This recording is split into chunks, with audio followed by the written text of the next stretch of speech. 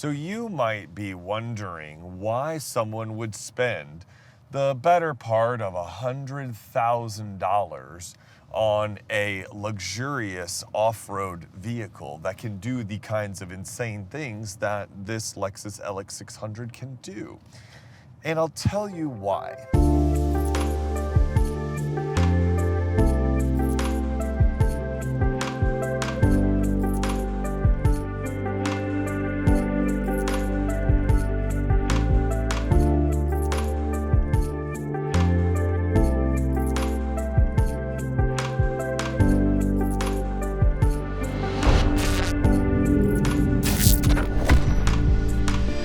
What's going on, everyone? I am here with the Lexus LX600. In fact, I'm not here with the Lexus LX600. I am here with multiple Lexus LX600s. I have an F Sport and a regular model over here, and we're going to take a quick preview of this, and hopefully I'm going to be able to get behind the wheel of the Lexus LX600 later today because I have not tested the Lexus LX600. I'm also going to set a record for how many times one reviewer can say Lexus LX600.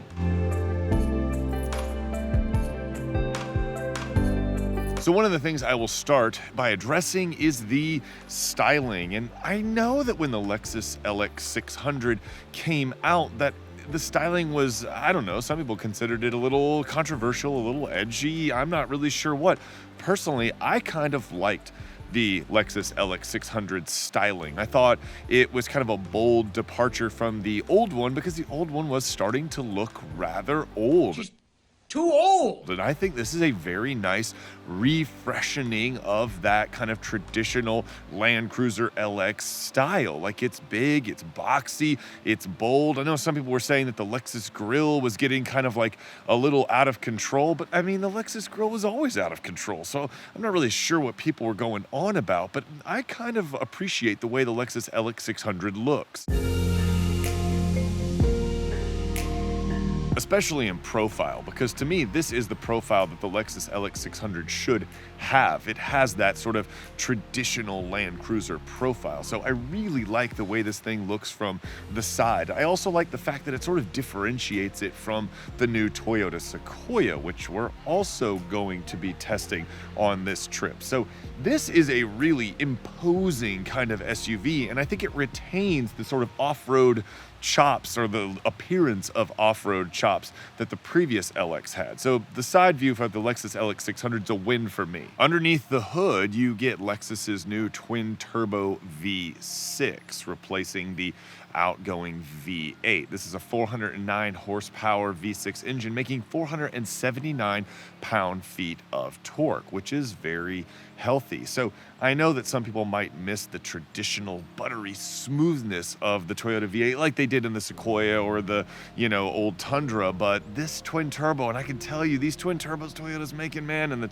Tundra and the Sequoia and this twin turbo here, I mean, the torque, the smoothness, the power definitely fits the vehicle's sort of reason for existence or mission statement, as I haven't said in a while, so I'll say it here. 409 horsepower, 479 pound-feet of torque, worthy for this LX600. Now, cargo space back here isn't huge, but I would argue, and you might disagree, but I would argue that if you're buying one of these in the sort of sense of like, I'm going to get a giant luxurious land yacht, then you don't really understand the Lexus LX600. This is sort of, in my opinion, a largish two-row SUV that happens to have a third row for, emergencies, and the cargo space is not cavernous. This is a hugely capable SUV that can do things that other SUVs in this category cannot do. And so you're buying a Lexus LX600 more for that sense of purpose and capability, or at least to make you appear like you have a sense of purpose and capability,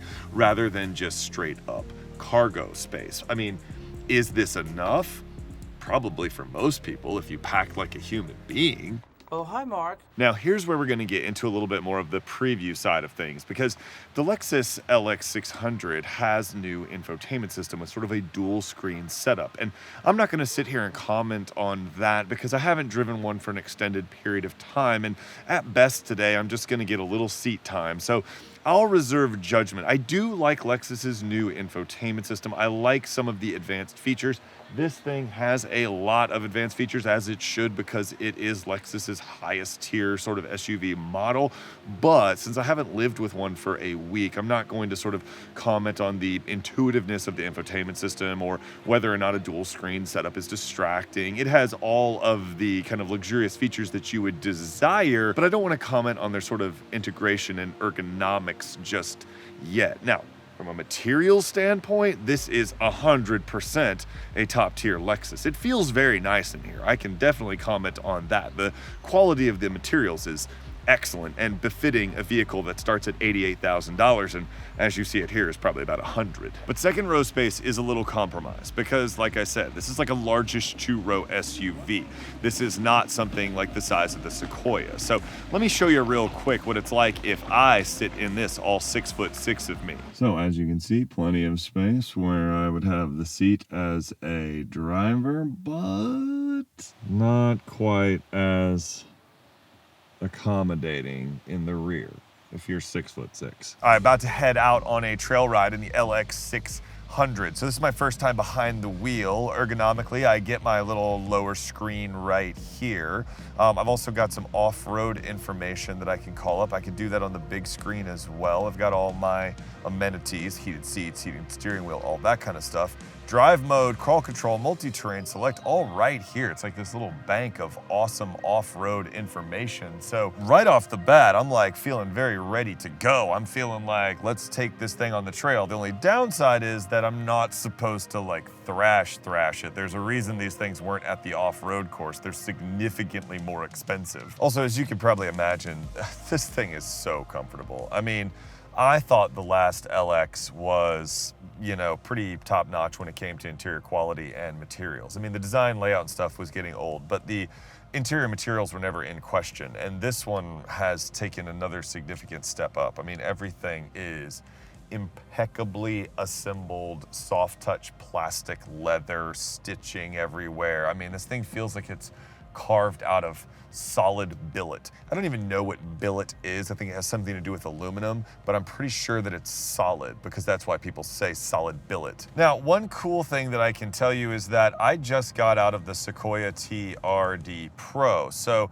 you get out of one highly capable large SUV right into another highly capable large SUV. And the difference between sort of the on-road behavior is, I wouldn't say night and day, because the TRD Sequoia is pretty fantastic. I mean, for a, you know, mainstream model, full-size SUV, I was very impressed with the way the Sequoia TRD Pro rode and handled. Especially body roll was very well controlled. Anyway, this is about the Lexus LX. This thing, holy cow. It is so comfortable. The steering is actually a little bit heavier than the Sequoia TRD Pro, which I like. I like that the LX600 has a little bit heavier steering.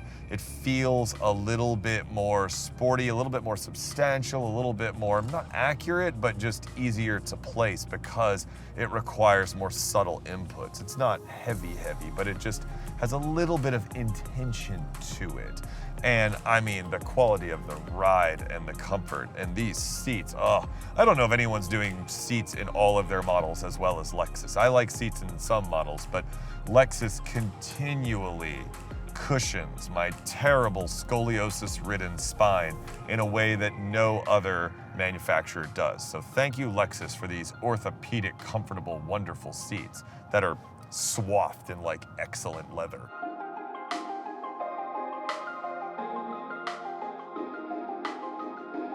Another thing that I noticed right away, switching from the Sequoia to the LX600, is how much quieter this thing is. Now, I mean, there's a little bit of theater going on in the Sequoia TRD Pro's exhaust, and it is surprisingly good. And all you naysayers that are like, "Oh, the V8 is gone. Oh, the V8 was so good."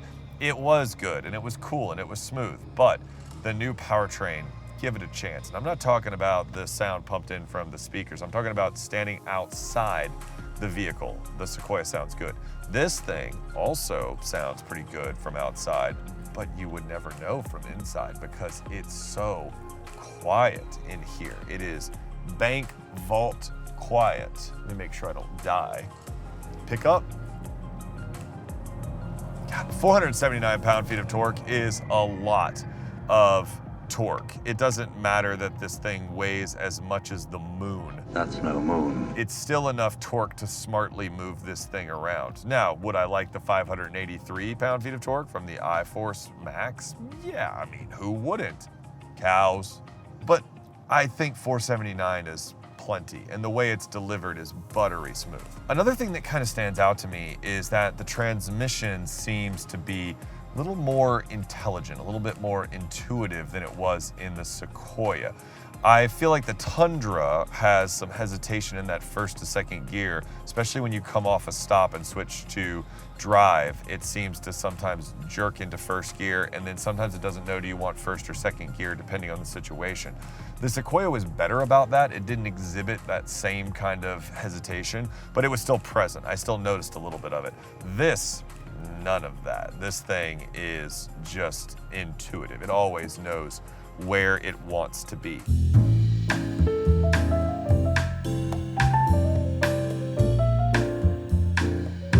There's a lot of foliage causing turns to be kind of blind out here. Afraid someone's gonna be playing a banjo on the front porch. Be like, you got a pretty mouth, boy.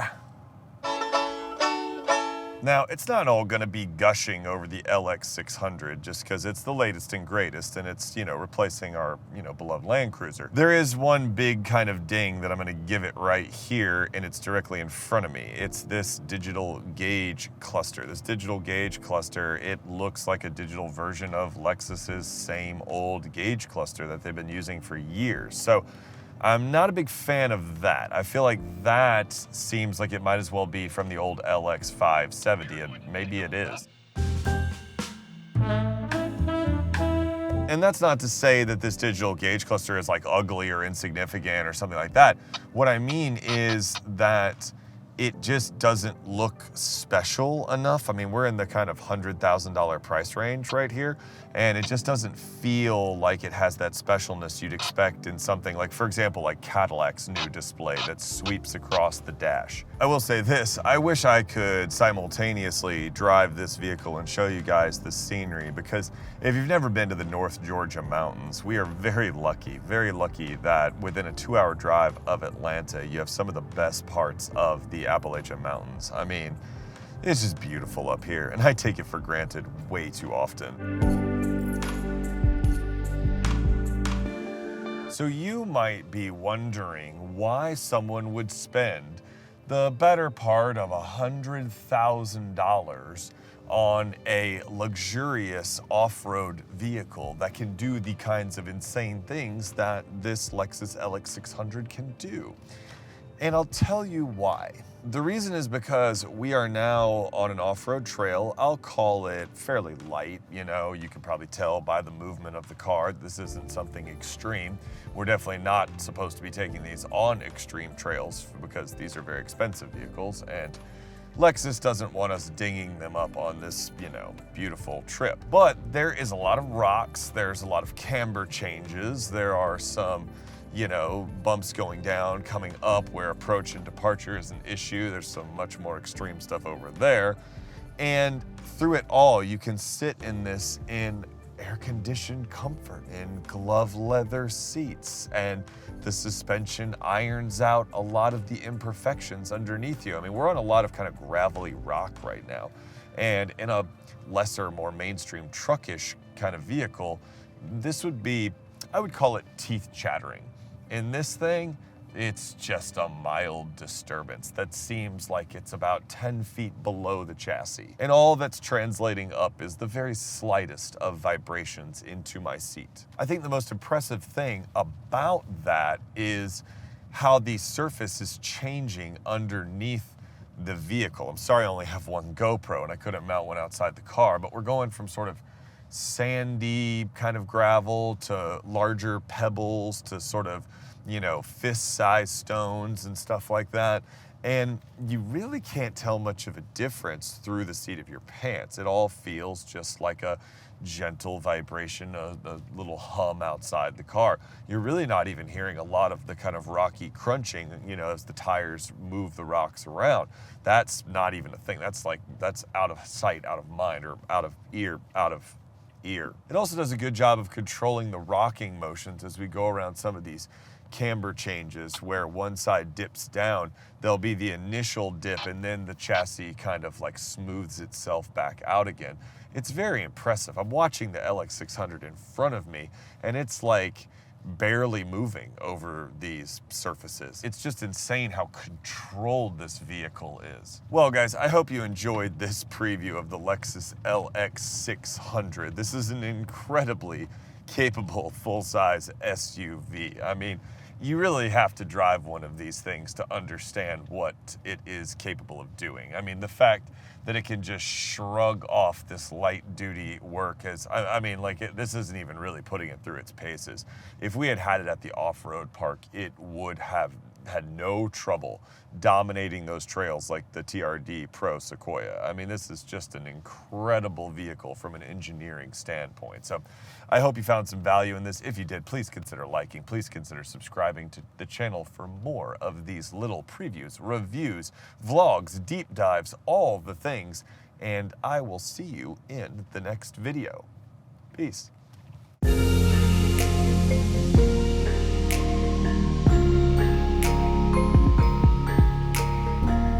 I raised up the suspension to its highest mode, even on a gravel road, because I'm a dork, I'm a dork, I'm a dork, I'm a poser. I think I'm an off-roader because I'm out here in the mountains with Destination Outdoor and Toyota and Lexus. None of that rhymed, it's okay. I also suck at singing. Bye. I just realized that there's an even higher level, so I put the suspension in the highest mode. There was no reason for it. I saw it on the screen. I thought it looked cool. Well, I hope you found this preview of the Lexus LX600 somewhat useful. I mean, this is an incredibly capable and